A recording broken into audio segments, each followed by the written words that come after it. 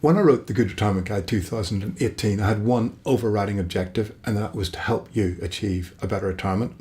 I've drawn heavily on my experience in financial services regulation, and I've packed the book with straightforward, practical information and underlined hundreds of hints and tips. You'll save more, live better, and importantly, it will untangle many of the complex decisions and issues that can disrupt your happiness in retirement. My book will be especially helpful to those that want to avoid scams and save more. So inevitably in life, things do sometimes go wrong. The complaint process can be frustrating, and some people and organisations may not have the time or ability to deal with your concerns.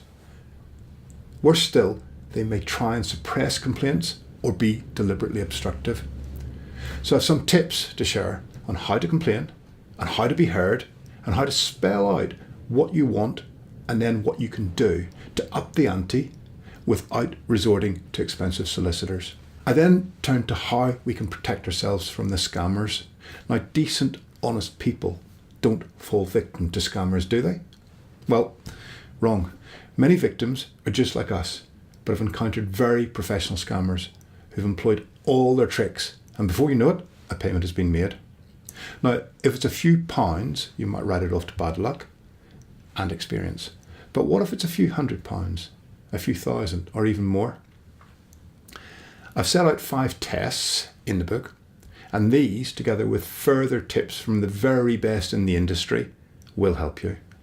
Now, remember, there's no law against overcharging. So saving more against that context has to be a focus for 2018. Now, whilst internet online scams present threats, the flip side should be recognised as a massive opportunity through the information and data that's now available to you.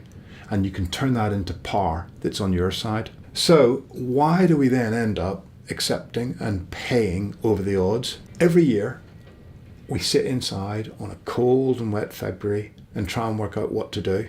Well, my idea is to turn one of those cold, wet February days into a super Saturday and use that day to save hundreds of pounds, maybe even more, on services that you've been overpaying for.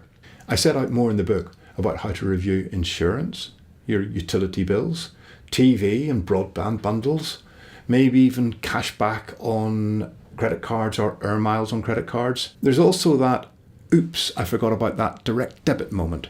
So how many people actually go through their bank statements and credit card statements and just check through that they do actually recognise and remember all of those direct debits that have built up over the years? And particularly if you've got an elderly relative, should you be doing exactly the same with them? How about savings? You should contact your bank and ask what upgrades are available, or switch. It's a lot easier to do than you'd imagine. What about tracking down those lost premium bonds or other national savings and investment accounts? Well, that can be done quite easily at mylostaccount.org.uk. What about if you've got children that have entered university after 2012? The student loans are currently RPI plus 3% interest, which is a lot of interest. Now, money can be found for less than that amount. But is it worth it? Again, something to sit down and review and look at on that cold, wet February day. So the Good Retirement Guide will help you. It'll help you save more, live better, and be happier.